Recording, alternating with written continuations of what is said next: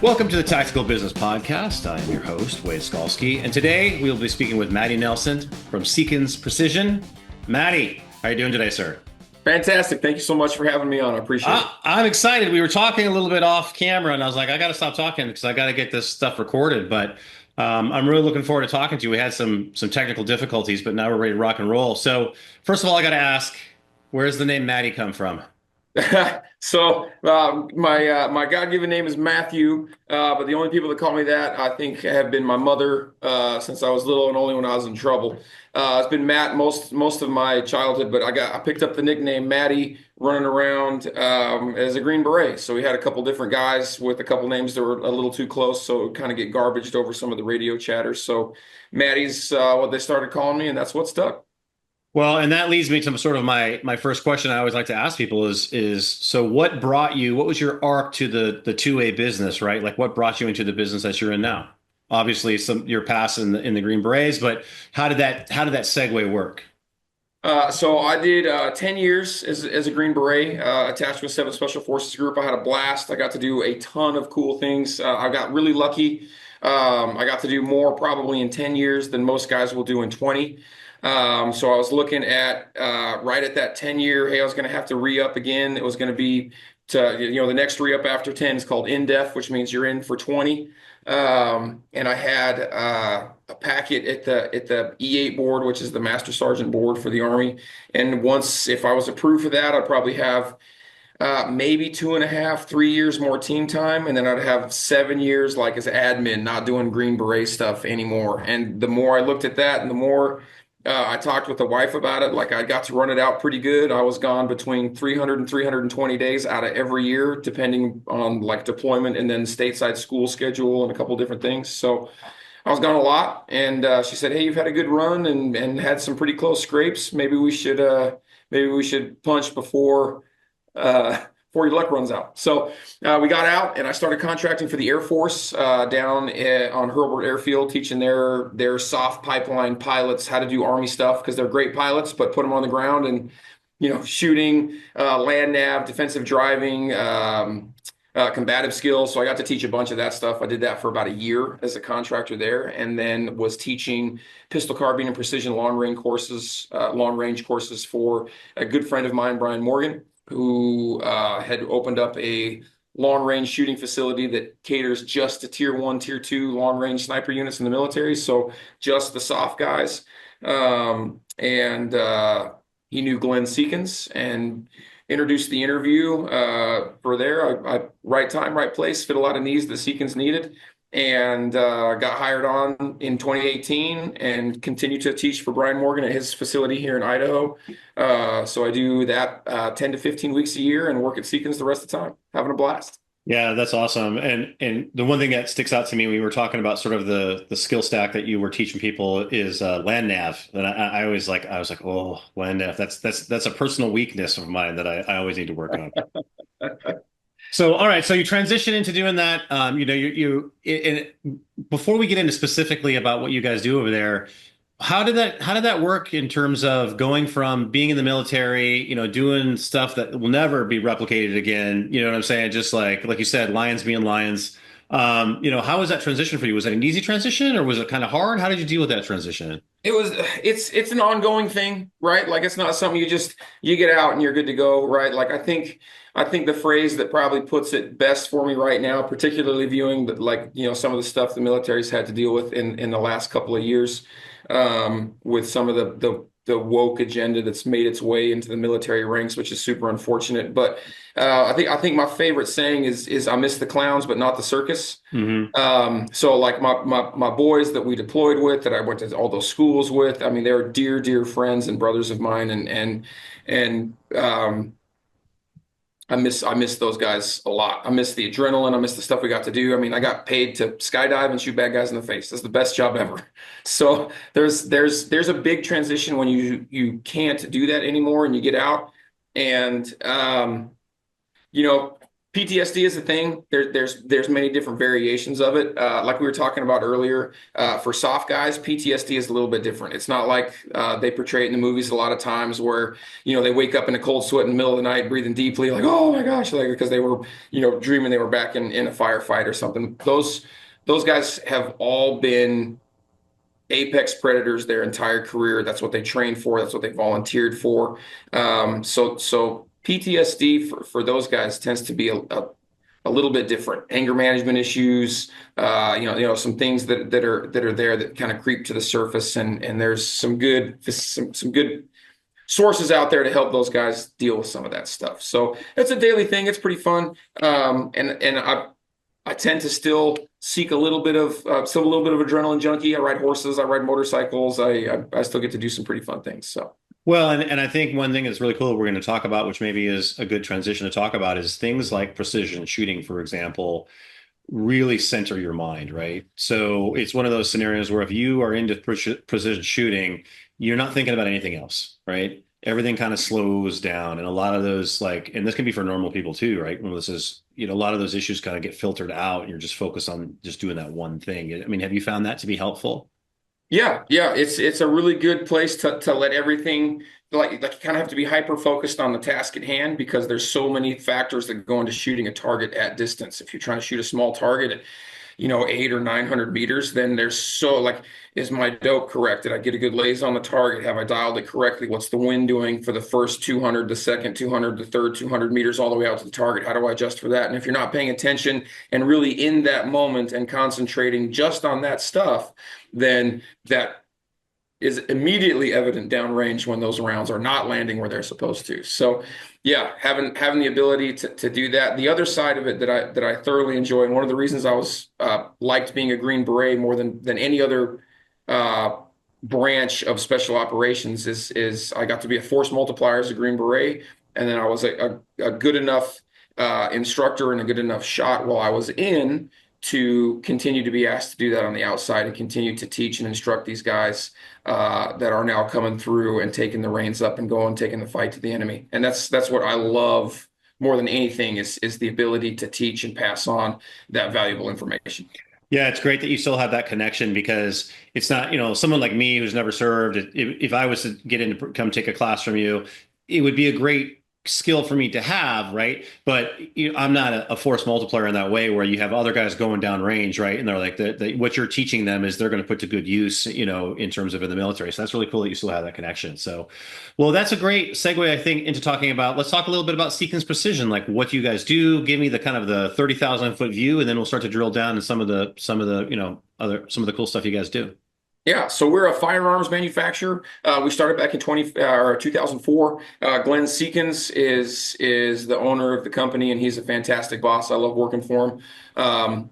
But he was out on a hunt in 2004, and he had a pair of like old steel scope rings break, and he missed the buck of a lifetime. Couldn't believe he missed the shot. Looked at his stuff. Sure enough, like it had sheared on the bottom, and he thought, man, there's got to be a better way. Got to be a better way to do this. And so he rented time on a CNC machine, took some classes, did some things, and kind of self-taught programmer. How do we do this? How do we do that? Came up with a unique set of scope rings that was made out of aerospace grade aluminum with very, very fine tolerances, less than half an eyelash width for the tolerance and the concentricity of the scopes.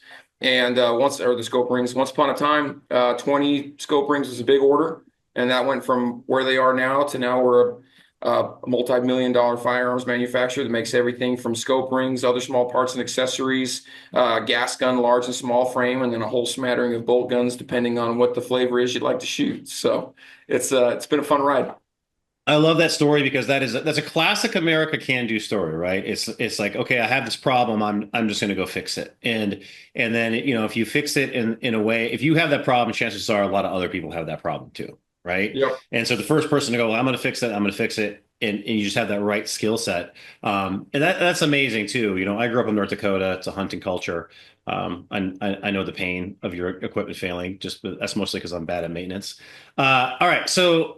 All right, so you have a whole range of things to talk about there because really it's all the way up. Let's go with the sexy stuff first and go with the actual bolt action guns that you guys make. What is sort of your I would say your overall philosophy, if you have one of those guns, making them like, what do you have an overall philosophy of how you approach that business? Yeah, we do. So one of the things that kind of separates us from the rest of the market is we make 98% of that gun in-house. So the only thing we don't make on our bolt guns is the rubber butt pad and the trigger. Every other part we machine right here under our own roof. So every barrel, action, bolt body, bolt handle, bolt face, the extractor on the bolt face, the firing pins, the shroud, every single part of that rifle we make right here under our own roof, which means that we are a little less in capacity, but the quality speaks for itself. That also allows us to sell rifles that would be several $100s more expensive, because if we had 13 different machine shops making stuff, then we got to pay that machine shop plus the shipping plus the assembly on this end, and all that gets added into the final price tag. So instead of having a $2,500 rifle that is very much the accuracy and durability and quality of what you would expect for paying that much for a rifle, we can sell it for $1,895. So the PH2 lineup that we have falls right in that category, and it's a fantastic kind of do-it-all rifle. It's the flagship of the company. It was a project that ended up being an accident of all things. So we did gas guns for a long time. And in 2017, Glenn Seekins, Eli Nightingale, our lead programmer, and Lucas Mattoon, our head of quality control, were all getting ready for hunting season, and they were all kind of looking at each other like, man, we all have a bunch of different bolt guns, and we don't really like any of them for X, Y, or Z reasons. So what if we got a big machine shop in the back. What if we just made one? So they got serious about jamming them up, and the PH1 was born. They took that to SHOT Show, and it was an immediate hit. And that progressed into the PH2, which has been the flagship of the company for the last several years. And in 2025, in show season, we will be unveiling the PH3. So we're very, very excited about that one. And I love that because everybody basically sat down and was like, okay, what does everyone hate about this, hate about our guns that we have, right? So like, well, Yes. so it goes for me, maybe it's, X, Y, and Z, and then you got like five people and they're like, all right, let's make a gun that doesn't have any of those, right? And that Yep. is when you have a smaller manufacturer, and this is the thing, I write for the firearms industry, right? And I have some smaller clients that I write for on the production and manufacturing side. And what I've discovered though is that because they're small and they do everything in-house, they can take chances on things. Like they can do stuff like that, right? Whereas if you were like a big, large, if you're a Glock or a like whatever, like, you have to, everything's got to go through a board and everything's got to be, cost $1 million just to figure out if you're going to do it or not. And it's Mm-hmm. the nimbleness of a smaller, you guys aren't small from you do a lot of volume, but in terms of business, but small in terms of manufacturing, right? You're not Yes. pumping out 20, 50,000 guns a year, right? No. No. Um, and that's a great, you guys are nimble unless you do stuff like that, which I think is just awesome. Well, and so what was the thought process going from the two to the three in terms of, so is it just basically, okay, we're ready to do what we've learned over the time, or you want to kind of ride that wave right now that's going into precision shooting? What was sort of the business reason for kind of expanding from that flagship two to the three?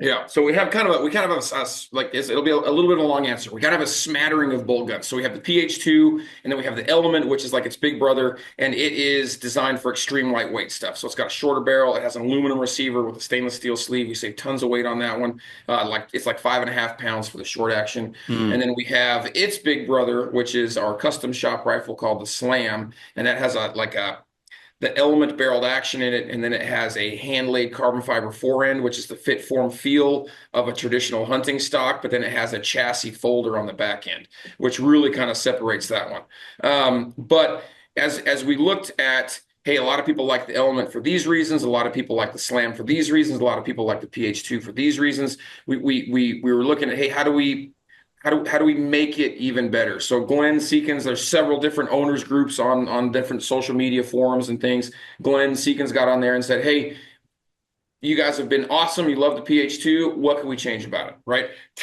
Here comes all these answers from guys. And, some guys are credible. Other guys are not. You know how that goes anytime you blast something out to the general wide world. But there were a couple things that we took out of there that everyone was just like a consistent hitter.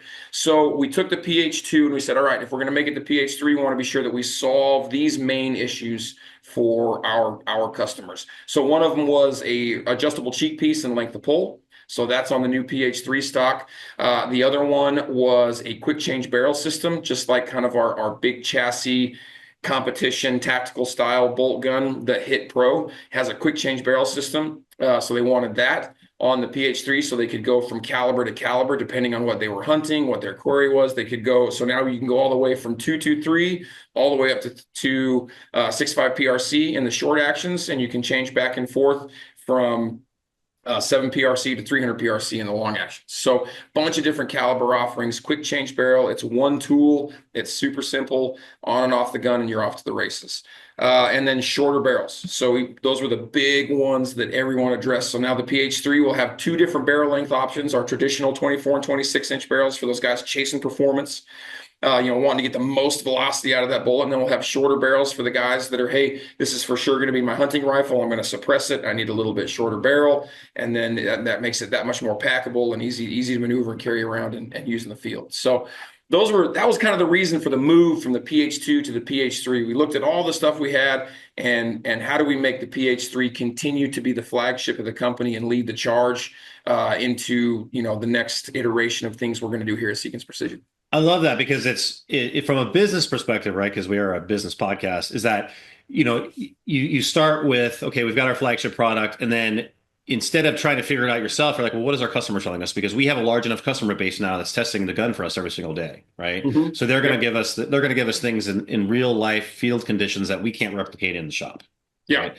And then the second, so I love that you can listen to your customers, right? So that's amazing because you'd be shocked how many businesses don't do that. And then number two is what I love about it is the modularity. Is that a word? I make that up of that gun is because for someone like me, for example, I'm kind of like I'm not even a LARPer, right? I'm just like a normal human who likes to shoot, right? And so, that's why I like my Glock, right? Because it's so interchangeable about 500,000 different ways, whatever I want. I just shoot my Glock, right? Yeah. It's all I need. Designed to be adjusted. Give me this Glock, and if I want it, I can trick anything out and I want it, and there's 10 million options for you, right? So, and what I love about what you guys are doing is that you make that so people can kind of trick it out how they want, right? And that's amazing because some people can't afford to get 3 different long precision rifles. So yeah. So this allows you, with the barrel change system, Seekins barrels are $550 a piece. So that allows them to, hey, I have my trainer. I got like a 308 where the ammo was a little bit cheap. The barrel life is forever. I'm going to burn it to the ground. I'm going to shoot it. But then I have my 6.5 PRC barrel that I can spin on there in 2 minutes. Super easy. Re-zero the gun. Apply the new data and then take that out and go hunting. But then all of your practice, all of your stuff is done with the same platform. You don't have to purchase 2 of the same gun, or your practice gun is different from your hunting gun, which is different from your competition gun. They can all be rolled into one platform now, which is super convenient for our end users. So. Well, I actually totally understand that actually this is the problem with doing this podcast is every time I do a podcast, I'm like, I'm going to have to buy something now. Right. Because, right. So for me, in terms of an analogy is the Glock, right? So from a home defense, buy the bed Glock 17, right? But then for EDC, Glock 19, but it's the same grip. It's the same, everything is the same on it. Right. And so I don't have to change I don't have to change the grip. Don't have to change the stance. Don't have to change anything. I'm always shooting the same gun. Right. And then from a performance, perspective, I'd rather personally think let me get 10,000 rounds off the same platform than 5,000 rounds off platform 1 and 5,000 rounds off platform 2 when I'm training. Does that make sense? Yeah. Yes, is that what you're saying is what you can do, basically what you guys are doing? Exactly. Yep, with that quick change barrel, you can have you can go to an NRL competition and shoot a 6.5 Creedmoor with a 24-inch barrel where you're just chasing velocity, and you can change that barrel out. Have a 24-inch 308 barrel that's your training barrel so you're still getting recoil impulse, you're still getting all the things you want to do with the training rifle, so you're building good positions, you're able to follow the recoil, everything else, and then you can swap it over and have your 6.5 Creedmoor super short barrel suppressed that's your hunting rifle, and it covers all 3 of those platforms with one tool. Spin the barrel off, spin the barrel on, tighten it back down by hand, and you're off to the races. That is a very smart idea. So I mean, and I think from a business perspective too, another analogy would be like Apple, right? So if you're going to have an Apple phone, then you can capture everything with an Apple. Like you can use your phone, you can connect it to your desktop and have a Mac, for the office or in the field or whatever. And then that's what you're basically giving someone is just one platform, and you can trick it out however you want. And then you always have the same point of contact if something goes wrong, right? Yep. Yeah, Um, it's an easy call. So what is what was the spin up time for that? So from the time that you guys decided, okay, we're going to do the P3 to the time where you're like, actually, because I know you guys are you launching it at SHOT Show? Is that the plan? yeah. So we'll go loud with it January 6th is the update for all the bolt guns. So it's not just the PH3, that's the big one that we're Right. going to make the most noise about, but the Element and the Slam and the Hit are also having action updates. So there's a bunch of stuff that goes into there, and it's details that may or may not be important to listeners of a business podcast, but there's a bunch of things there. But from, hey, we want to change the PH3. So Glenn put that out on social media, like, looking for requests for what can we change from our customer base about 3 months ago. Wow. So here's what we want to change. And we jammed up several prototypes almost immediately, and then fine-tuned those prototypes during the course of the hunting season, which ended up being great. So our quality control director shot one, Glenn shot one, I shot one, Eli Nightingale, our lead programmer, shot one. A couple other guys in the shop borrowed those same guns for their hunts. And then we're able to come back with real-time feedback. Hey, this happened. We need to strengthen this. We need to tweak this. We need to adjust this piece here, et cetera. And we are turning parts right now to finish the guns that will be going to the show season. And then immediately those parts will end up being finished this week. Next week, they'll be turning parts for guns that are going to be ordered during the show season. So it's a super truncated timetable. We talk about being flexible and maneuverable to go from, hey, I had this idea.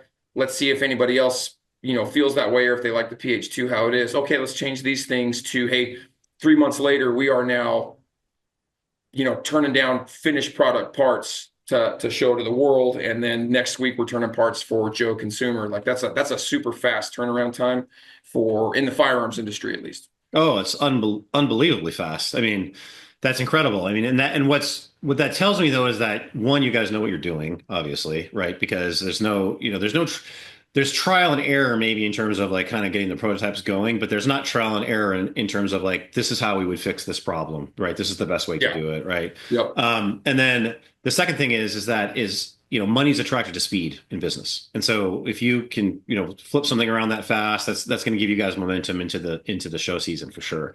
And then do you guys now do you do is the training part of your business for what you guys do, or is that something that you do on the side yourself specifically, or for A Seekins little Precision? both. So, Uh-huh.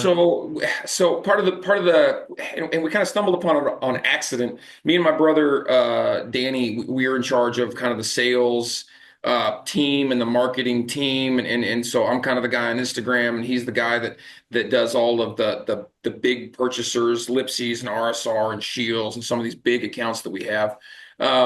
And we travel around the country together and do trainings for these specific companies. And what we found in the course of doing these trainings is we can go and regurgitate a bunch of information about Seekins products, but the bottom line is they can look that stuff up on their own, or they already know it. These guys work at a gun store, they work at a gun counter, they know what's on the market. They've done their own homework, particularly like Shields guys are subject matter experts on the floor. They get a lot of time and money dumped into them to make them a better, more knowledgeable salesperson for Shields in every different weapon system. So instead of just being another guy that's regurgitating data, we make them a better shooter. So we take a new trick, we take a new system, we take a new tripod, we take something they haven't really done before, and then help them become a better shooter. They go out and are successful with that. That immediately gets tied back to them on the sales floor, telling their customers about this good experience they had, how they had this new technique that made them twice as successful as they normally would have been. And inevitably, that always ends up getting tied back to a Seekins product and results in a lot of sales for us. So it's been an interesting form of training that we do there, where we're not just teaching them about Seekins, we're just teaching them to be a better shooter. And that's made us a lot of money over the last little while, is because they tie those good experiences, those memorable good experiences, back to our products. And then we do a ton of training at Hat Creek, and I do that both for Hat Creek and for Seekins Precision. It's kind of a double dip scenario where I do a little bit of both depending on who's there and what the need is. Yeah, let's dive in a little bit deeper on the first thing we talked about, is because it seems to me like what you're doing is you're saying, okay, this is another way that we can stand out from everybody else, right? Is that instead of just saying, like hiring somebody like me to go sell it, right? Be like, hey, I can sell anything, right? I could talk to you about it, whatever. But there's 20 of me out there. Let's actually give you value that other people can't do, and we're gonna be like come meet you where you are, and then make you a better shooter. And we know how to do that. So obviously, if we know how to do that, we know what we're doing on the other end too. Yep. Was that something that, how did that strategy come to play? Like, who came up with that? Was that just something that happened organically, or were you guys like, okay, we're going to do this from one to many strategy, and here's how we're going to do it? It kind of happened organically. So we were at we got invited to go to a thing at Shields that they call it their gun use. So they bring a handful of reps in from every store that is in the gun business, and then they have 5 days where they have 4 4-hour or 3 4-hour blocks every day. And they invite who they want to invite on the industry side. But if you think about it, that's every pistol, every optic, every red dot, every long gun, every shotgun, muzzle loader, like anything that is in the firearms section is stuff that they're getting, and they're just getting it shotgunned at them over and over and over. So the first time we went, it was a last minute invite. Somebody fell out and let them know. So we boxed up everything and flew out super last minute. And we were the very last 4 hours of the very last day. Oh man, that's tough. So we watched these poor guys just coming through, and you could see it in their face, right? They were just like, I can't listen to one more specification on a system. Right. And so like we saw this first group come in, and I'm kind of a big, energetic, outgoing, loud guy anyway. And I was like, all right, these guys are sucking. So I'm gonna up my game and be a force multiplier, right? I'm gonna bring them to my level. And then we immediately are like we're gonna talk for 2 seconds about the weapon systems we provide and the lifetime warranty we have, and that's the only thing I need you to remember is the lifetime warranty. Now, let's talk about shooting. Let's get you guys doing something you've never done before. Who here shot to 600 yards? Everybody raises their hand because the range goes out to 600 yards. Perfect. Who here shot a red dot on an AR out to 600 yards? Nobody. Awesome. You get on this gun, you get on this gun, you get on this gun. Here's how we do it. This is what you're looking for. This is how we're coming up with what the holdover is, et cetera, et cetera. And then everybody had a great experience. They make all of their guys fill out like a critique form afterwards. Who do you not want to hear from again? What was the best? What was the worst? Et cetera, et cetera. And far and away, even being dead ass last on the last day, we still peered highest out of everybody because we just had a different mentality than shoot our guns. And if you have any questions, we'll sit here and you can ask us. And so we rolled that into the next training and the next training. And it's just evolved into this. Everyone knows now, hey, if Seekins is coming to teach us stuff, like hardly any of it will be about Seekins products. It will be about how to make you a better shooter. So that's what we've done. We've incorporated tripods. We've incorporated all kinds of different things to help guys just be a little bit better than they were before. And that turns into tangible revenue on our end. So that is a really important business lesson because a couple things went into play there. One is being able to call an audible, right? Because you had to call two audibles. One, you had to say yes to like, yeah, we'll fly out there at the last minute. We've never done it before. Sure. Right. So that's audible number one, because I'm sure you had other things that you had planned for that week or whatever it is that you were doing. Right. Mm-hmm. And then audible number two is like, read the room. So because so many people in that situation would have just been like, well, this sucks, but this is our first year. We're last totem pole. That's why we get the last day. So we're just going to have to pay a price. And maybe in a couple of years, we'll get an earlier spot and we'll be better. It's like, no, F that. We're going to call an audible. And this is what we're going to do. And the ability to take chances like that, I think also comes from the fact that you guys are a nimble organization, right? Like you're able to make that call. Like, because if you're like the Glock rep is not doing that, right? Like they're not doing that. And I'm not picking on Glock. That's my gun, right? So, yeah. But that is one thing in business where I think smaller businesses sometimes think they're at a disadvantage to bigger businesses. Whereas I think that's a bad mental take, because you're so much more nimble and you can take so many more chances that you can hit on a home run like that, right? And because the cost to you guys is like you're not spending money on $1 billion in advertising. You're not, you know what I mean? Like you're going person to person and you're making a relationship that person's going to recommend you year after year after year. Like, once you get somebody in the firearms industry, there's a strong trust bridge there. Like they will stick with you. Yeah, it's an interesting industry to work in, and we try to continue to like build those bridges initially and then strengthen them with every follow-on conversation or training event that we do. And it takes up quite a bit of our time. We travel around a lot, and do individual trainings, and word has gotten out enough now that guys are seeking that training out. It's not something like, hey, we can do this if you would like. Like guys are filling up our inboxes with requests for we have the range, we have the time. You guys come out here and teach my staff. And it's been a super fun event for us because we get to go out and shoot with the guys, and I love like watching another shooter like pick up something new that has just made them so much better. Like so we do a lot of tripod work in the hunting world. For whatever reason, tripods have been super slow to take on. They're slow to set up. They're heavy. I'm not going to carry that out in the woods. Okay, fine. But with 5 minutes of instruction, I can double your ethical distance. You can go from 250 to 500 yards in 5 minutes. And that is worth, I mean, if that's not worth 5 minutes of somebody's time, then to each his own, but I'm going to be way more successful because I just doubled how far I can ethically shoot an animal. So that's one of the big things that we have taken to our, the other side of that bridge for these guys that we're relying on to sell our product on the sales floor. Now it's not just, hey, yeah, we have all the specs on Seekins. That's easy. I can pull that up on my phone and show it to the guy that wants to buy that gun. Here's what the weight is. Here's what this is. Here's what that is. But he's now engaged with that customer on a much more personal level of, hey, I did this at this range, or I did this because I learned this from these guys and was successful this past hunting season with this knowledge. Let me pass that knowledge on to you. And that guy is now able to build that same bridge and that same rapport with the end user. And that guy keeps coming back to that same sales rep. Now, like you said, that bond is very strong. They'll come back and just get stuff from Bob. Scopes, rings, guns, whatever. They're only going to come back to that specific representative because in their mind, he has established himself as the subject matter expert there. So yeah, and I think that's a really interesting fact. Like as a hunter, you can say, okay, well, like you said, I can double your distance. And if you've ever tried to go hunt and you're frustrated spending all that time out there and not getting an animal, right? And you're like, oh man, because you're just that if you can't see how much that can improve your hunting in like 3 seconds, then I can't do anything for you. But that is a really good.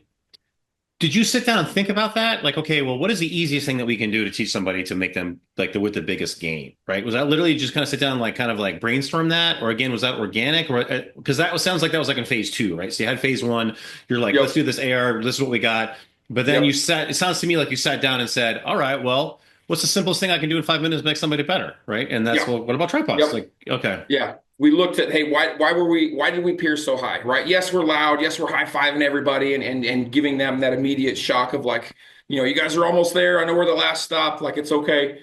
But we looked at, okay, so we were successful because they got to learn something new. How do we now roll that into the next phase of training? Tripods is something that I teach military guys all the time. Right? Like tripods have taken over the military world and the competition world by storm.